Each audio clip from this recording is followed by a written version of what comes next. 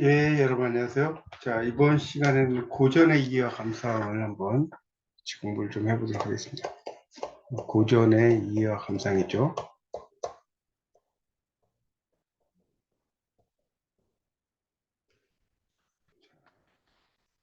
이 책의 먼저 제일 앞부분에 보면 이제 고전의 이해와 감상의 제 1장이 바로 문헌신화가 나옵니다. 제 1장. 문헌신화죠. 문헌이라는 거죠. 여러 책들이죠. 책들.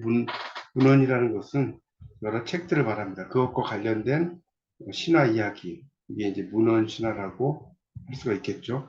자, 그것과 관련된 이야기들이 이제 먼저 나오게 되겠죠. 자, 그래서 이제 그 내용들 한번 먼저 공부를 좀 해보겠습니다.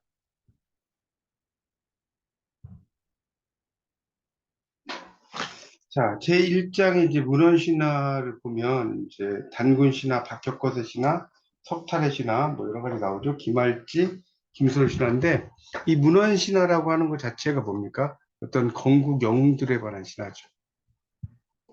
건국 영웅들에 관한 신화라고 할 수가 있겠고요.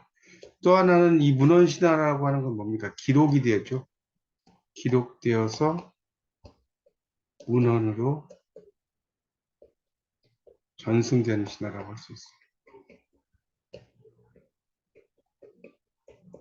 기록이 되어서 문헌으로 전승되는 신화라고 할 수가 있겠습니다. 그래서 이제 우리가 시대를 이렇게 보면 원시 시대부터 시작해서 원시, 고대, 그다음에 근세, 그다음에 중세 이렇게 크게 나눠질 수 있죠. 원시 시대부터 고대, 근세, 중세 시대로 나눠질 수가 있겠습니다.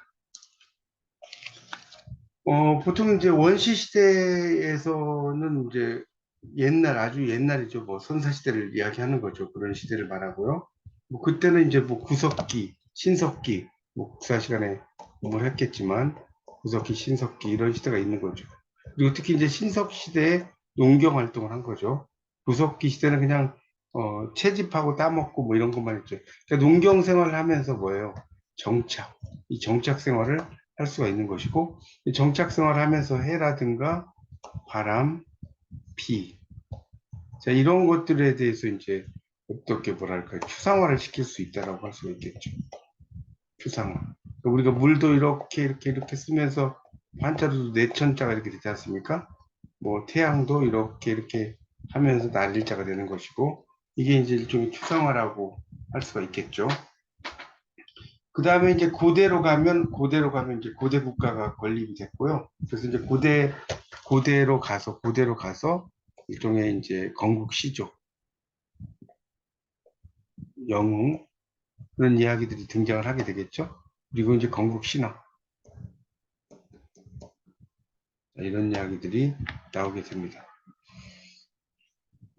그런 내용도 좀 알아두시고요. 그 다음에 이제 중세로 가면 드디어 이제 한문이 사용이 되죠. 한문 사용. 그 다음에 율령이라고 해서 법이죠, 법. 우리가 이제 법을 율령이라고 하거든요. 말합니다. 이런 거.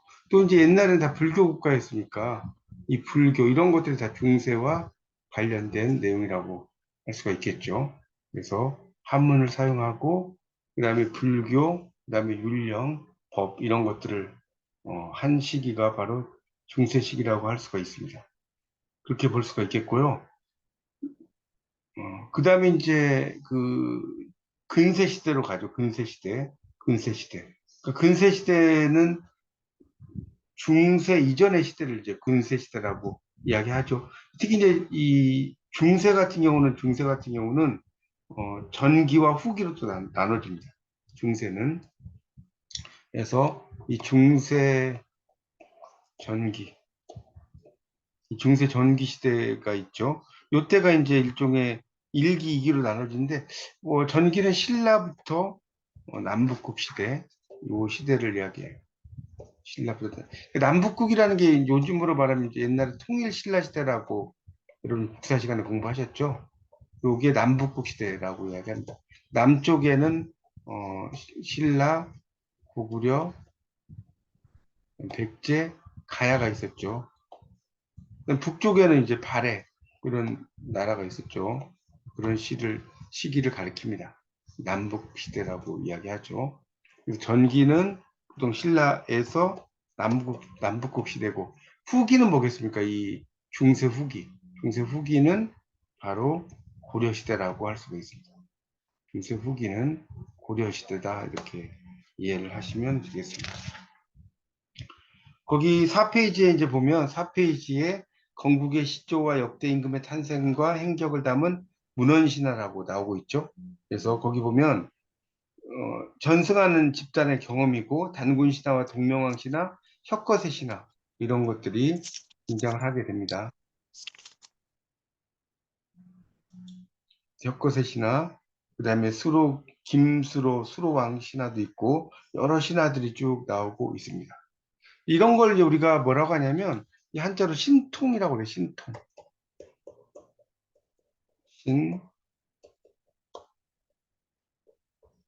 이제 신화의 어떤 그런 그 흐름을 쭉 가지고 있다는 거죠. 그렇게 볼 수가 있습니다. 그래서 이제 이 중세 시대에 이제 고려 시대가 되는 것이고, 특히 이제 이때 중세 후기가 되면, 이게 이제 고려 후기에서 말기, 요 시기를 이제 중세 후기 중에 제1기라고 하고요. 그다음에 제2기는 1392년에 조선이 이제 처음 만들어졌죠. 요 시기를 제2기라고 이야기합니다. 중세 후기는 그 정도로 이해하시면 될 것 같고요. 그다음에 이제 중세 후기에 임진왜란과 병자호란 이런 게 나오죠. 임진왜란과 이걸 이제 임병양란이라고 그래요.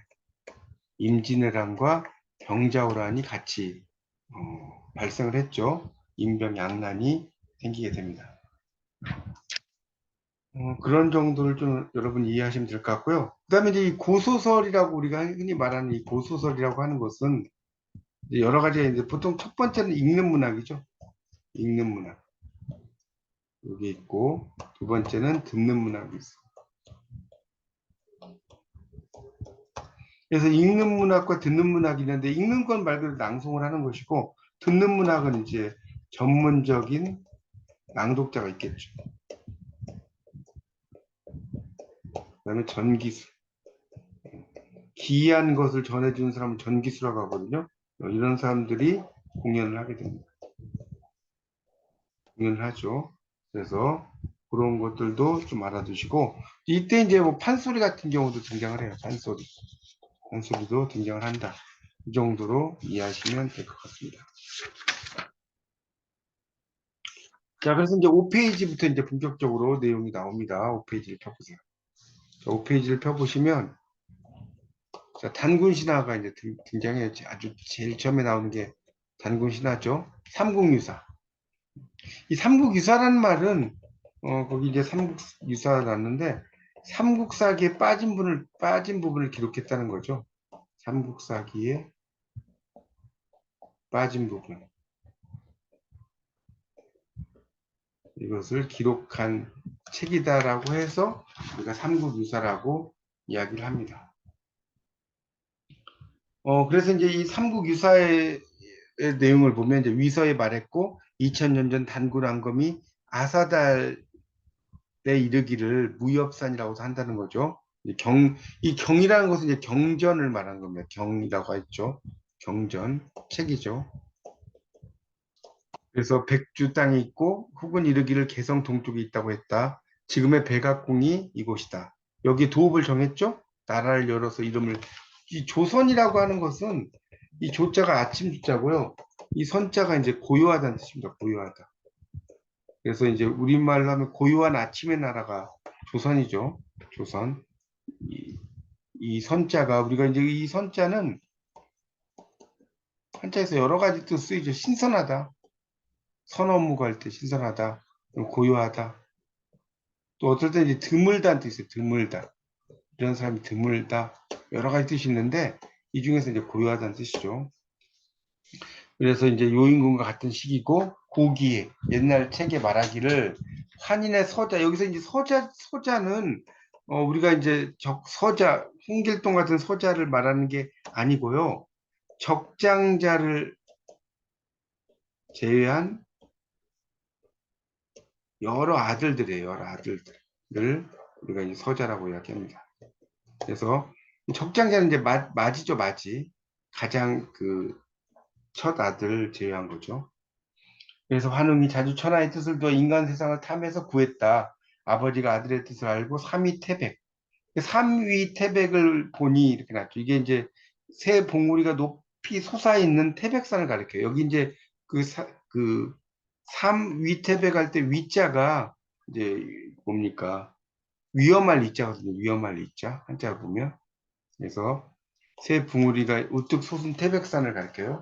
널리 인간을 이롭게 할 만하다 해서 천부인 세계, 이 천부인은 밑에 2번에 나오죠. 무당들이 사용하는 신경, 신령, 신검 등 무구, 무당이 쓰는 도구와 같은 사제자의 신성 징표라는 설, 여러 가지 설이 있다는 건데, 하여튼 여러 도구를 가지고 왔다는 겁니다. 그래서 이제 그 세계를 줘서 다스리게 했고, 환웅이 3천 명을 거느리고 태백산 꼭대기, 예, 지금의 묘양산이라고 하죠. 신단수 아래. 요 단이라고 하는 것이 이제 박달나무 단자예요. 거기 그 신단수 할 때 요 단자는 써놓으세요. 박달나무라고. 그래서 이제 박달나무 아래 내려와서 신의 도시다라고 했죠. 그래서 그를 환웅천왕이라고 부른다는 겁니다. 환웅천왕. 환웅이라는 거죠. 그래서 풍백, 파란풍자죠, 바람. 우사, 비우자고, 운사, 구름이죠. 예, 그래서 이제 비, 구름, 바람을 거느렸다는 거죠. 인격화, 그러니까 이렇게 이제 이렇게 뒤에다가 뭐 백이나 사나 이런 거는 인격화라고 씁니다. 인격화. 사람이 아닌 걸 사람처럼 만드는 거죠. 풍백, 우사, 운사 이런 것들은 다 인격화했다라고 이해하시면 돼요. 거느리고 그다음에 국식, 임명 이렇게 나는데 국식이니까 뭐예요? 농경과 관련 있다는 거예요. 농경 생활을 했다는 겁니다. 임명, 질병 넘겨보세요. 6페이지. 그래서 자 이제 6페이지를 지금 보고 있습니다. 선악 등 무릇 인간의 360여 가지를 주관했다는 건데 우리가 이제 홍익인간이라고 이야기를 많이 하잖아요. 홍익인간. 단군 신화에 나오는 한자로 쓰면 이렇게 쓰거든요. 홍. 그다음에 익. 이건 좀 한자로 써보세요. 인간 이렇게 쓰는데 홍익인간이 뭐냐라고 물어보면요. 이거 상당히 많은 분들이 이 홍은 넓은 홍자예요. 넓은 홍자. 그다음에 익은 이로울 익자예요. 인간은 이제 이게 인간이 사람을 의미하는 게 아닙니다. 사람이라고 해서 이걸 널리 사람을 이롭게 한다 이렇게 번역하면 틀려요. 이게 아니라 인간은 옛날에 인간은 인간 세상이란 뜻이에요. 꼭 알아두세요. 그러니까 상식으로 널리 인간 세상을 이롭게 한다고 해서 홍익인간이지 널리 인간을 이롭게 한다는 뜻이 아니다는 것을 알아두시면 됩니다. 그래서 이제 곰 한 마리와 범 한 마리가 굴에 살면서 신인 환웅에게 빌어서 사람이 되기를 원했고요. 신인은 신령스러운 쑥과 마늘을 이제 줬죠. 이것을 먹고 100일 동안 햇빛을 보지 않으면 사람의 형상으로 변하리라. 이 100일 동안 햇빛을 보지 않는다는 것은 별로 뭡니까? 동굴이죠, 동굴. 동굴이라고 하는 건 어떤 공간이에요? 격리된 공간이죠. 이걸 이야기하는 겁니다.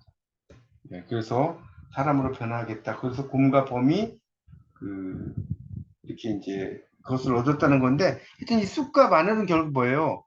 사악한 것을 쫓아내는 거죠. 이 쑥이나 마늘 같은 경우는 세 번째 줄에 일종의 뭐랄까요? 그 사악한 기운을 쫓아낸다. 자, 이렇게 써주세요. 사악한 기운들을 쫓아내는 것을 이야기합니다. 그래서 이제 100일 동안 햇빛을 보지 않고 사람의 형상으로 변하겠다. 공과 범위 것을 얻어먹고 37일, 37일이니까 뭐예요? 3 곱하기 7이죠. 며칠입니까? 21일이에요. 21일이니까 3주죠. 기에서 여인의 몸이 되었으나 범은 능히 기하지 못해서 사람의 몸으로 되지 못했다. 그러니까 범은 그렇게 먹으라고 하니까 그냥 나가버린 거죠. 쑥과 마늘 먹고 살기 힘드니까. 웅녀는 혼인할 사람이 없어 매일 신단수 아래에서 잉태할 수 있게 해달라고 빌었고, 환웅이 사람으로 변한 뒤 혼인해서 아들 낳았는데 당군안검이라고 불렀다는 겁니다. 그래서 요임금이 즉위한 지 50년이 되는 경인년, 요 시기에 평양성의 도읍을 정하고 조선이라고 불렀다 나오죠. 백악산에 도읍을 옮겼고, 뭐, 그리고 이제 1500년이나 다스렸다. 신적인 인물이니까 그렇게 이야기할 수 있겠죠. 그래서 1500년을 이제 다스렸다는 이야기가 또 등장을 하게 됩니다. 자, 그렇게도 알아두시면 좋겠고요. 그래서 이제 주호왕이 즉위하던 김윤년의 기자를 불러서 조선에 봉하자 단군은 장단경으로 옮겼다가 아사달로 돌아와서 숨었다가 산신이 됐다는 거죠. 1908세까지 사셨던 뭐 정말 신화적인 인물이라고 할 수가 있겠죠. 자, 그런 내용이 쭉 나오고 있습니다. 자, 7페이지로 이제 가보죠. 7페이지. 7페이지로 나가보시면, 7페이지는 세종실록 지리지 수록이라고 나왔죠. 영이. 이 영이라는 말은 뭐냐면, 이는 다를 이자죠. 다르다는 뜻이고, 영이라고 하는 것은 뭐냐면, 영적이다는 뜻이에요. 영적이다. 영적이다. 이 영자를, 한자를 보면, 이렇게 비우자가 이렇게 있고, 사람이 이렇게 있고, 무당이 있죠. 이 무당 세 사람이 입 벌리고 비가 오라고 기우제 지내는 형상이죠. 기우제 지내는 형상이 나온 겁니다. 그러니까 결국 하늘과 땅의 어떤 연결성이죠. 그러니까 이 무당도 보면 하늘과 땅을 꿰뚫는 사람들이다. 라고 해서 무당의 무자가 나오는 거죠. 그래서 그 기우제라는 것은 지내면 계속 비가 오죠. 왜냐하면 비가 올 때까지 지내니까. 그래서 이 기우제를 지낸다는 그런 데 나온 겁니다. 그래서 단군 고기에 다음같이 쓰였는데 하느님 한인에게 서자가 있었다. 이름을 웅이라고 했고 지상으로 내려가서 인간을 교화시키는 마음을 가졌다.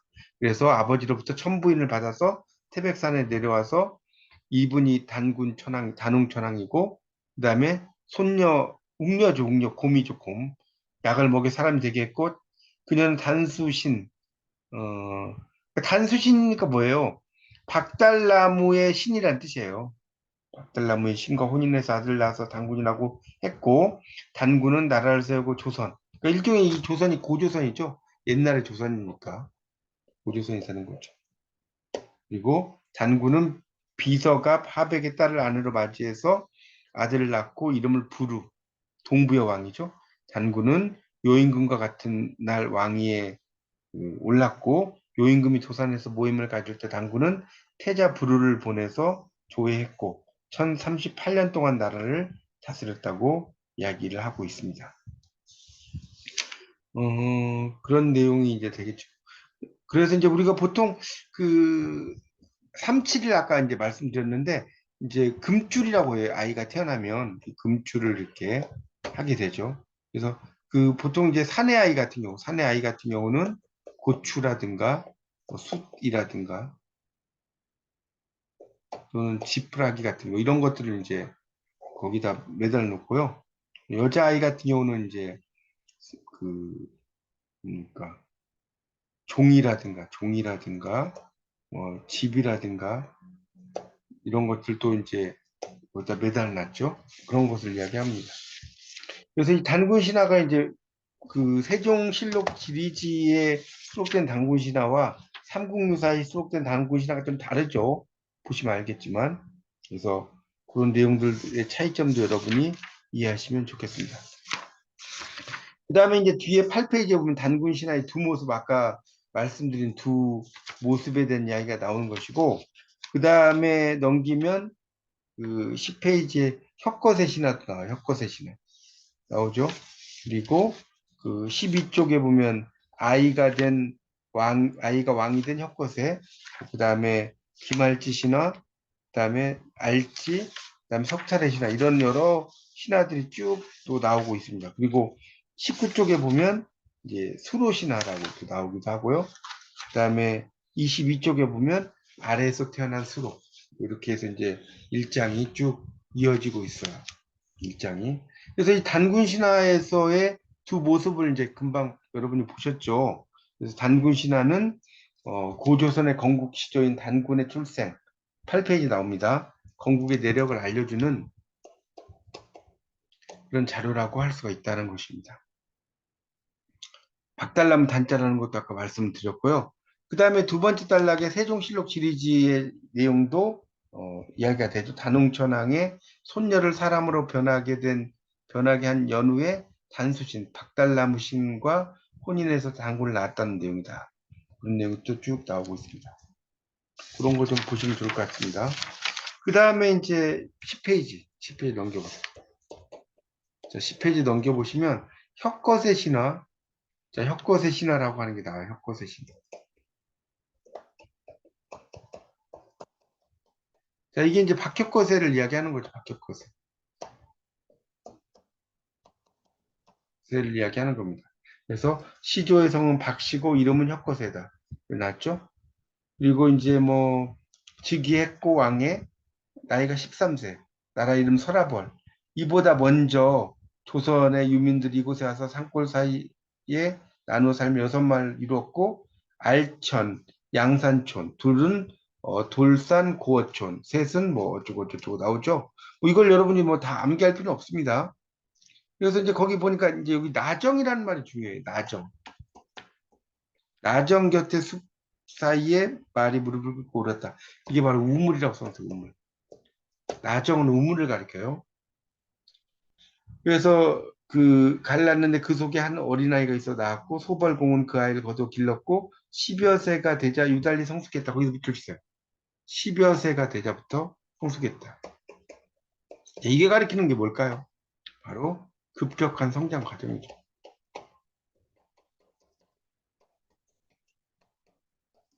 자, 이것을 의미합니다. 자, 성숙했고요. 그래서 이제 육부 사람들이 그 아이의 출생이 신기해서 우러러 받들었고 임금으로 세웠고 또 지난 사람들은 표주박을 박이라고 했죠. 우리가 지금도 그러지 않습니까? 혁거세가 태어난 알의 모양이 표주박과 같이 생겼다는 거죠. 이거 표주박이라고 있지 않습니까? 약수터 가면 이렇게 먹을 수 있는 이렇게 생긴 박 있잖아요. 이렇게 그걸 이야기하는 거죠. 그래서 박씨로 삼았다는 말이 나왔다는 거죠. 그 다음에 아령정에서 그 밑에 나오죠. 춘월의 용이 나타나서 이것도 우물이죠. 아령정도 오른쪽 겨드랑이에서 여자아이를 낳았고 노파가 보고 이상히 여겨 거저 길렀고 우물 사이 이름을 따서 알령이라고 이제 이름을 지었다는 것이 나옵니다. 그래서 아령이 자랄수록 덕과 얼굴이 뛰어났다 이런 말 나오죠. 그래서 혁거세가 이 말을 듣고 나서 이제 왕비를 삼았다는 내용이 나오죠. 이제 우리가 아래에서 아이가 태어나 이런 걸 뭐라고 합니까? 한자로 난생이라고 합니다. 난생. 이게 알란자거든요. 아래에서 태어났다는 거. 그런 것을 이야기를 하시면 되겠죠. 그래서 이제 보통 여러분이 나중에 학년이 올라가시면 좀 배우실 텐데 북방계 신화와 미리 좀 말씀을 드릴게요.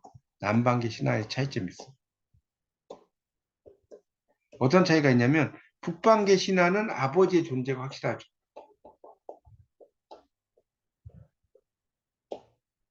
남방계 신화는 아버지의 존재를 몰라요. 그래서 남방계 신화는 다 알로 태어나요. 알. 갑자기 하늘에서 알이 떨어져가지고 그 알을 들어가 봤더니 알을 깨고 사람이 나오고 그 사람이 되게 이제 유명해지는 그런 이야기죠. 근데 북방계 신화는 예를 들어서 해모수와 유아부이. 해모수가 있잖아요. 유아부이. 이렇게 아버지의 존재가 확실하다는 거. 이렇게 이해하시면 됩니다. 12쪽으로 가보면 12쪽에 아이가 왕이 된 혁거세라고 나왔죠. 이런 이야기도 나옵니다. 혁거세가 이제 왕이 됐다는 의미가 있어요. 13세 임금이 됐다. 넷째 줄에 있죠. 12쪽에. 그래서 쭉 내려가다 보면 수로가 알로 탄강하여 위에서 한 7, 8째 줄에 가야 지역의 임금이 되는 양상과 흡사하지만 차이점이 있다. 수로는 가야 지역 전체가 애초에 임금을 모시는 의뢰를 통해 탄강하지만 혁거세는 성장의 과정을 거쳐서 왕이 오른다는 차이도 있다. 이런 이야기를 써놨습니다. 그 다음에 이제 기말지 신화라는 게 또 나오죠. 13쪽에. 자, 이 김할지 신화는 영평 3년 경신 6년이라고 하나 잘못이다 이렇게 나왔죠. 하여튼 뭐 이런 것까지는 여러분이 알 필요 없어요. 그래서 쭉 보니까 황금계가 나타났어. 하늘에서 땅으로 어떤 기운이 뻗쳤을 때. 그래서 그 속에서 숲을 열어보니까, 괴를 열어보니까 사내 아이가 누워있어요. 혁거세의 고사 같으므로, 어, 그 말로 인해서 알지라고 이름을 했다는 거죠. 알지는 소아, 어린아이, 차일드, 알지라는 게. 그걸 이야기하는 거. 그렇게 이제 볼 수가 있겠고요. 그래서 이제 금계에서 알을 낳아가지고 뭐 성을 김씨라고 했다. 그러니까 이 김씨라고 하는 게 이게 성도 되지만 금을 나서는 금자가 되잖아요. 그래서 김씨라고 했다는 거예요. 그래서 이제 쭉 뭐 이야기 나오고요. 넘겨보세요. 14쪽에 보면 이제 황금 회에서 등장한 일지라고 나왔죠. 알지라고 나왔죠. 신라 김씨계 왕들의 시조라고 나옵니다. 그래서 황금계가 나무에 걸려 있을 때 그 속에서 사내 아이가 있었다라고 하면서 갓난아이, 어린아이와 같은 존재감을 이제 분명하게 이야기했다는 것이 또 쭉 나오고 있고요. 자, 그 다음에 15쪽. 15쪽을 보겠습니다. 거기 보면 석탈의 신화라는 게 나와요. 삼국유사일수록 석탈의 신화.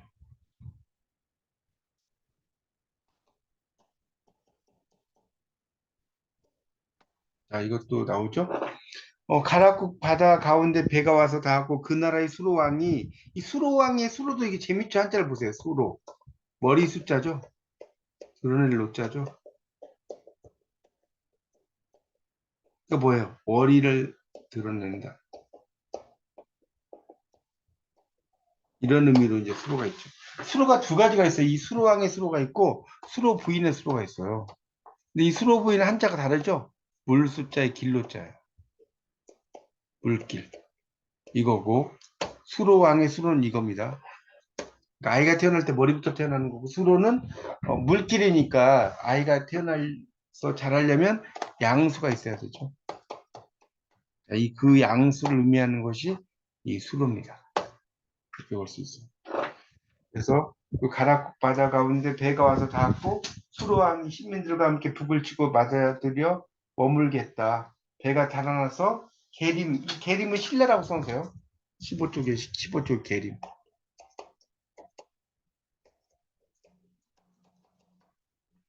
왜 계림이라고 이야기를 하냐면 일종의 닥습이죠, 닥습. 우리가 나는 자연인이다 이런 프로그램 보면 어, 산에 있는 주인이 닭들을 그냥 숲에다 풀어놔요, 그냥.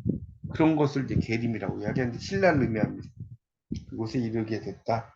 포구가에 노파가 있어서 이름을 아진 의선이라고 하니 헛것의 고기잡이 어미였다. 이 바다 가운데 본래 바위가 없었는데 까치가 모여들어 우는 것은 무슨 일이냐? 그래서 찾아보니까 뭐 괴가 있었고 거기에서 이제 그 의미들을 파악을 하게 됐다는 얘기가 또 쭉 나오고 있습니다. 그 뒤에 뭐 이렇게 나오는 석달의 신화 나오는 내용이 있는데 그건 여러분이 한번 틈틈이 읽어보시도록 하시면 좋겠습니다. 자, 그럼 이제 19쪽에 나오는 수로신화 삼국유사수록이라고 나오죠.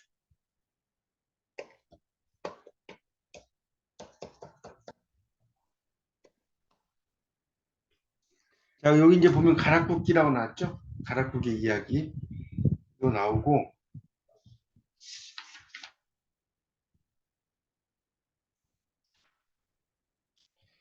거기 이제 뭐 첫 번째 단락은 별 영향가 없고 두 번째 단락을 보세요. 19쪽에 후안의 세조, 강무제, 건무 뭐 이때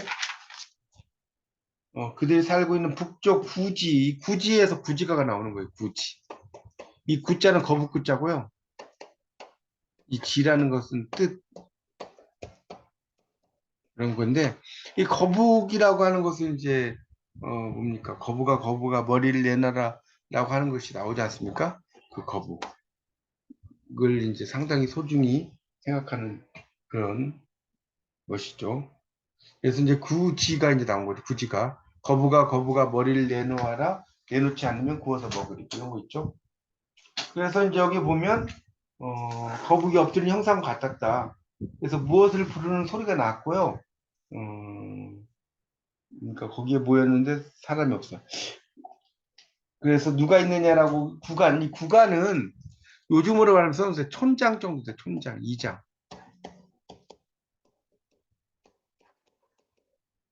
이걸 구간이라고 하죠. 그래서 이제 뭐 이곳에 나라를 새로 세우고 임금이 돼야 된다라고 이야기를 하죠. 그래서 구간들이 기뻐하면서 춤췄다, 노래를 불렀다 이런 얘기가 쭉 나오고 있습니다. 내려와서 보니까 보자기에 금빛 상자가 보여서 꺼내 보니까 둥근 황금알 6개 이렇게 있다고 나왔죠. 그리고 나서 이제 12시간이 지난 이튿날 아침에 상자를 열었는데 16개는 모두 알 6개가 아이가 되었고 용모가 아주 컸다는 것이 나옵니다. 10일이 지나자 구척. 그러니까 그 구척이라고 하면 엄청나죠. 그렇죠. 그래서 얼굴이 뭐 이런 모습에 대한 이야기가 또 쭉 나오고 있습니다.